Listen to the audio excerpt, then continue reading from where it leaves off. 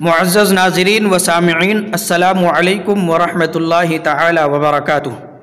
اس video میں صحابی رسول حضرت ابو عبیدہ ابن الجراح رضی اللہ تعالی عنہ کے بارے بتائیں گے۔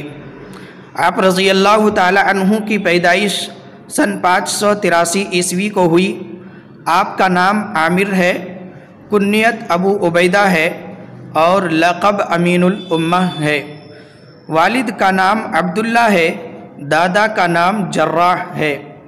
آپ رضی اللہ تعالی عنہ کے والد کا نام اگرچہ عبداللہ ہے، لیکن آپ اپنے دادا کی طرف منسوب ہو کر ابن الجراح کے نام سے مشہور ہوئے۔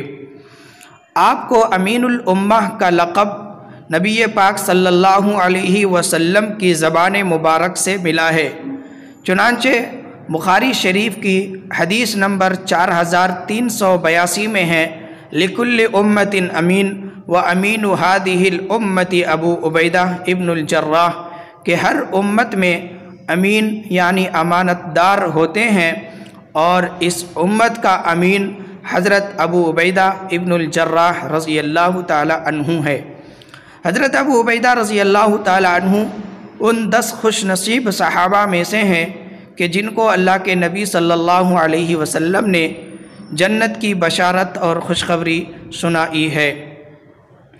حضرت ابو عبیدہ ابن الجراح رضی اللہ تعالی عنہ حضرت ابو بکر صدیق رضی اللہ تعالی عنہ کی دعوت و تبلیغ سے مشرف باسلام ہوئے۔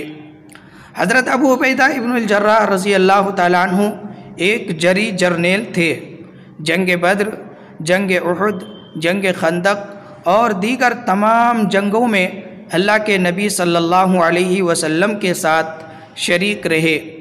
جنگ بدر میں جب آپ رضی اللہ تعالی عنہ نے اپنے باپ کو قتل کیا تو سورہ مجادلہ کی آیت نمبر 22 آپ ہی کے حق میں اتری، لا تجد قوما یؤمنون باللہ والیوم الآخر یوادون من حاد اللہ ورسولہ ولو كانوا آباءهم او ابناءهم او اخوانهم او عشیرتهم، کہ آپ ایسی قوم نہیں پاؤ گے جو اللہ اور آخرت کے دن پر ایمان رکھے، وہ اللہ اور رسول کی مخالفت کرنے والوں سے محبت کریں، یعنی اللہ اور رسول کی مخالفت کرنے والے سے یہ کبھی محبت نہیں کرتے، اگرچہ اللہ اور رسول کی مخالفت کرنے والے ان کے باپ، ان کے بھائی، ان کے بیٹے یا ان کے رشتہ دار کیوں نہ ہوں۔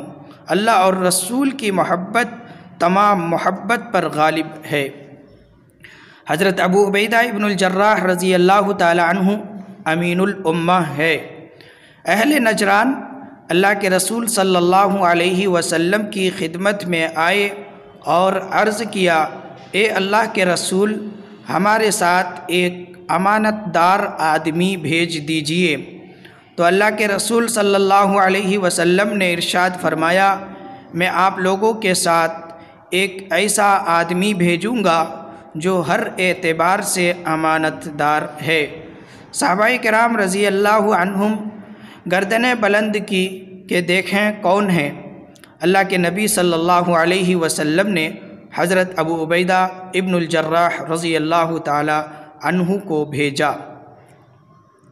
حضرت ابو بکر صدیق رضی اللہ تعالی عنہ سن 13 ہجری میں اسلامی لشکر کا سپہ سالار بنا کر حضرت ابو عبیدہ ابن الجراح رضی اللہ تعالی عنہ کو سفر جہاد کے لیے بھیجا۔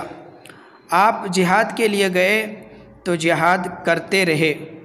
ادھر حضرت ابو بکر صدیق رضی اللہ تعالی عنہ کا وصال ہو گیا اور حضرت